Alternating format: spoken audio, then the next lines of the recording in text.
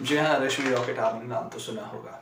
रश्मि rocket एक Indian female athlete की कहानी है जो कि एक जेंडर टेस्ट में फेल हो जाती है और उसे मर्दों की श्रेणी में रख दिया जाता है और उसके बाद उसके ह्यूमन राइट्स को पूरी तरह से बर्बाद किया जाता है। ह्यूमन राइट्स को वायलेट करने के बाद उस पर बैन भी लगा दिया जाता है कि वो अब किसी भी प्रतियोगिता में हिस्सा नहीं ले सकती है।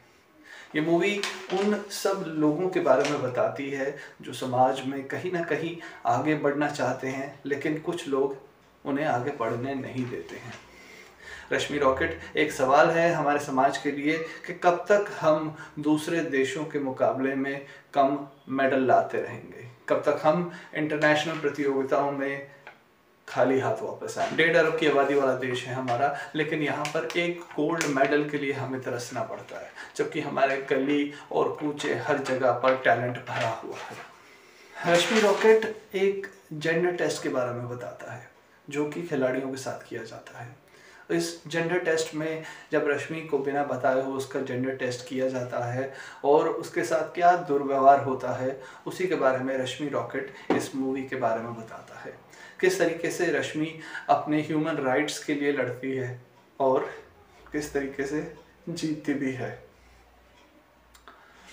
जेंडर टेस्ट होना या ना होना ये तो फिलहाल इंटरनेशनल काउंसिल के लिए भी एक बहुत बड़ा प्रश्न रहा है, लेकिन इस मूवी में जो सबसे मेन चीज़ मुझे देखने को मिली कि एक मेल इंस्पेक्टर एक फीमेल को रात के टाइम अरेस्ट करता है और उस समय उसके साथ कोई फीमेल इंस्पेक्टर भी नहीं होती है। भारत के संविधान के अनुसार कोई भी फीमेल को, किसी भी औरत को कोई भी मेल इंस्पेक्टर अरेस्ट नहीं कर सकता है। अगर वो अरेस्ट करना भी चाहता है तो साथ में उनके फीमेल इंस्पेक्टर होनी चाहिए। अगर फीमेल इंस्पेक्टर नहीं है तो वो महिला मना कर सकती है। और एक बहुत इंपॉर्टेंट चीज़ जो शायद आपको नहीं पता होगी कि रात को 7 बजे के बाद आपको, मेरा कहने का मतलब है कि रात को 7 बजे के बाद अगर किसी महिला को अरेस्ट करने के लिए पुलिस आती है तो वो महिला मना कर सकती है। भारत का संविधान आपको ये अधिकार देता है कि आप मना कर सकते हैं और आप कह सकती हैं कि अगली सुबह आइएगा मुझे अरेस्ट करने के लिए।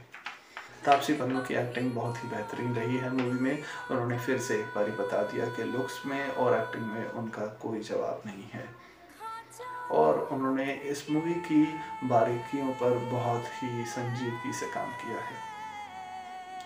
और एक उभरता हुआ कलाकार अभिषेक बनर्जी, जिन्होंने इस मूवी में वकील का रोल किया है, उन्होंने अपनी घबराहट को जिस तरीके से दिखाया और जिस तरीके से क्वेश्चंस उन्होंने कोर्ट रूम में पूछे, उस तरह की एक्टिंग शायद मुझे सनी देओल की कभी याद दिलाती है दामिनी फिल्म में। अभिषेक बनर्जी को 100 मार्क्स तो मिल रहे हैं इसके लिए, और मूवी को जितनी भी रेटिंग मिली हो उससे कोई फ़ायदा नहीं है, लेकिन मूवी एक बार देखनी तो बनती है। तो आशा करता हूँ कि आप भी ये मूवी ज़रूर देखेंगे, तो देखिएगा और एंजॉय कीजिएगा।